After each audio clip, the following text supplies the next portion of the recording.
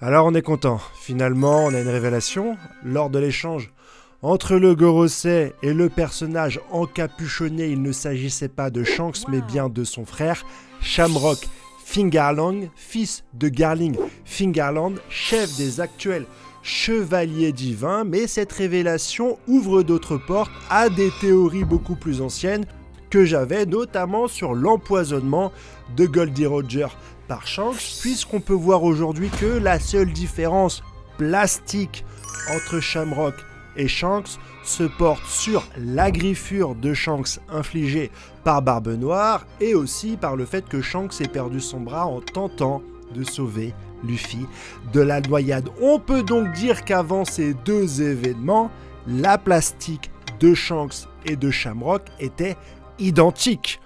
On peut donc se poser légitimement la question, sur tous les flashbacks avant ces deux événements, est-ce que l'auteur nous parlait de Shanks ou est-ce qu'il nous parlait de Shamrock?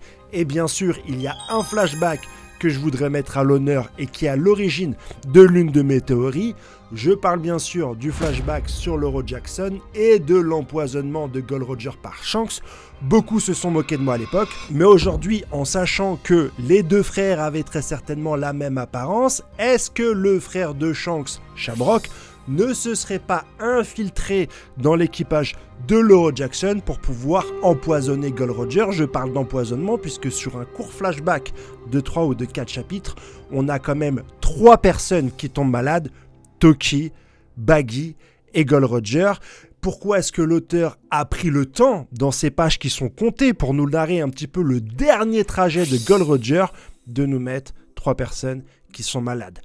La théorie revient sur le devant de la scène puisqu'on a pourquoi pas un nouveau coupable, qui ne serait pas un Shanks Mastermind qui aurait, trompé par la marine, j'ai fait une vidéo là-dessus, pris la décision d'empoisonner Gold Roger, mais directement un Shamrock qui se serait glissé dans ce flashback et qu'on n'aurait pas reconnu parce qu'ils avaient exactement la même identité que Shanks. On en revient même à cette blessure infligée par Barbe Noire, et j'en ai déjà parlé dans une vidéo, à cette fameuse phrase de Shanks, la blessure qui me ronge toujours est celle-ci.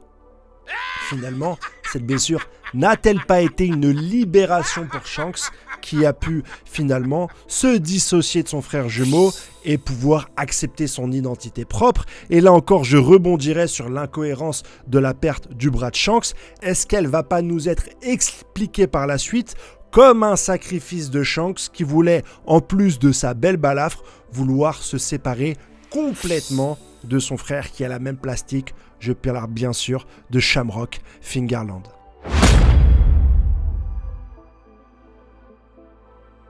Salut les gars, j'espère que vous allez bien, bienvenue dans cette vidéo. Aujourd'hui on va parler du résumé complet du chapitre 1137 de One Piece. Donc si tu aimes ce genre de vidéo, n'hésite pas à t'abonner mon frérot. Vous êtes près de 50% à regarder mes vidéos sans vous abonner.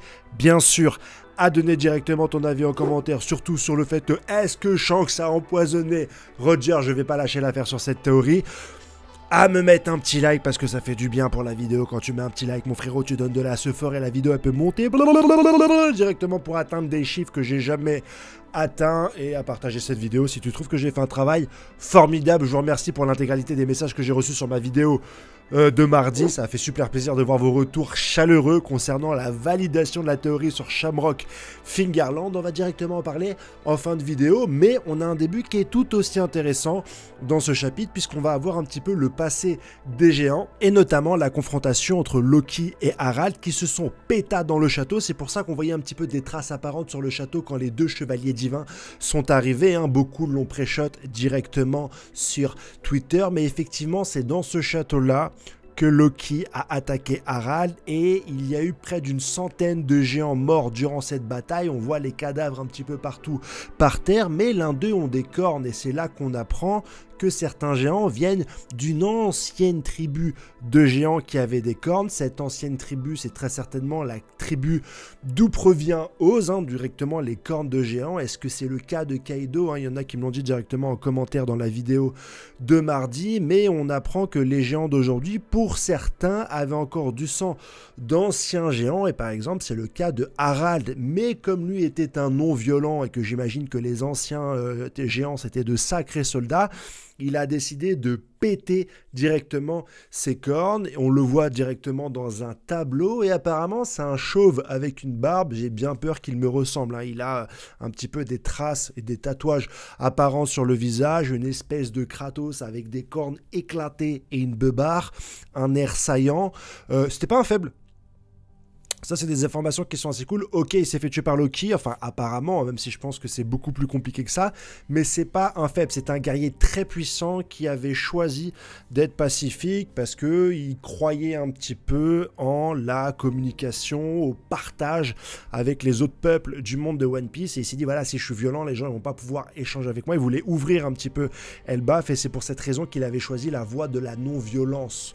On en revient un petit peu à ces petits qui sont des écoles et qui eux aussi choisissent la voie de la non-violence, qui est un sacré paradoxe, hein, puisque nous on attend depuis 25 ans l'île des guerriers, Elbaf, l'île des géants, les combattants, etc. C'est très cool de voir que finalement, eh bien, il n'y a pas l'intégralité des peuples de ce monde qui partageaient un petit peu ce point de vue-là, et que certains étaient beaucoup plus pacifiques, autant des rois de l'ancienne génération, enfin parce qu'il est mort, que des petits jeunes aujourd'hui, et ça c'est hyper intéressant à développer. Ça, c'est quelque chose un peu de paradoxal, donc qui crée de l'intrigue et qui donne de l'intérêt. Et sur ça, Oda, il est vraiment très très fort.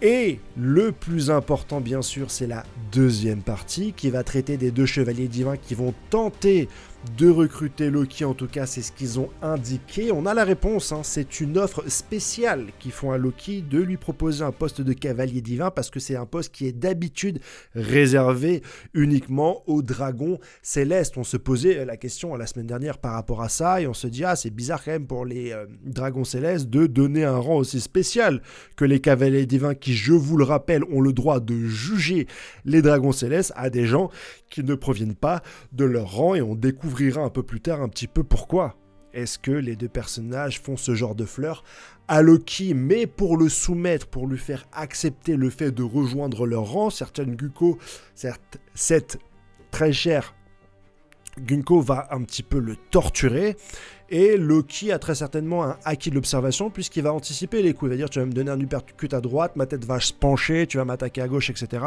Et elle a une espèce de pouvoir où tu as des flèches sur le sol qui anticipent plus ou moins ses coups. Je crois que ce sera beaucoup plus lisible directement quand on va voir les images, mais en gros, elle a le pouvoir des flèches, le fléchonomie ou un truc comme ça, hein, tu me pardonneras si c'est pas le nom du fruit exact, et ce qui va lui permettre, en s'enroulant sur elle-même, hein, ces espèces de bandages, de créer des bottes géantes qui vont pouvoir marteler Loki de coups jusqu'à le foutre dans les pommes. Elle va également blesser des animaux qui vont essayer de se mettre sur sa route. Mon frérot, elle est assez violente. Le plus calme des deux.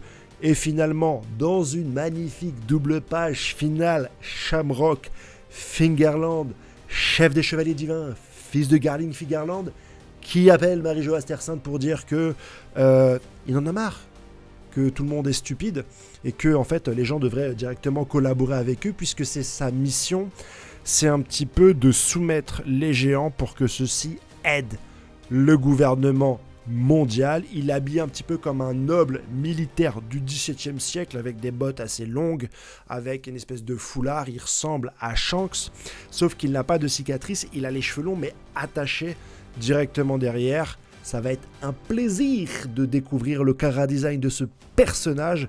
Je suis content, on va dire, à court terme, d'avoir une telle révélation, même si je vous l'ai dit qu'à long terme, j'espère que les deux personnages vont être suffisamment bien développés pour qu'on ait une histoire intéressante et pas deux personnages manichéens. Je me répète, mais ça peut être une des craintes, mais là j'anticipe. Voilà pour le résumé complet de toutes les informations qu'on nous a données. Effectivement, il y a aussi un flashback qui sera autour de Ajrudin, parce que Harald, en fait, il a eu Ajrudin avec une femme différente qui vient d'une autre tribu de géants, et ça c'est hyper important. Tous les géants ne viennent pas forcément d'Elbaf, il y a d'autres tribus sur d'autres îles. C'est un sang mêlé, Ajrudin, et on se demande même, on va voir des détails sur son amitié avec Rhodes, parce qu'en fait, Rhodes c'était une espèce de geek, mais Ajrudin va faire poteau-poteau avec lui pour récupérer la carte, patati patata, des mers, etc. C'est pas la partie la plus intéressante du chapitre, mais ça donne un petit peu de corps à ce personnage d'Ajrudin, et voilà, lui il veut unifier tous les géants, que tu sois sans mêlée, pas sans mêlée, que tu viennes d'Elbaf ou pas, parce qu'en gros sa daronne, elle n'était pas acceptée par les gens d'Elbaf qui voulaient des purs. Voilà, j'allais dire une grosse boulette, mais je vais pas le dire. Merci à tous encore pour votre soutien. N'hésitez pas à vous abonner si ce n'est pas déjà le cas. Ça fait extrêmement plaisir. À partager cette vidéo, à me donner votre avis directement en commentaire. Et on va vous préparer une petite review pour ce week-end. Dès qu'on a les images de ce cher Shamrock Like a Diamond Fingerland, fils de Garling Fingerland, du Gorosei, chef des Chevaliers Divins. Ça fait un sacré blaze.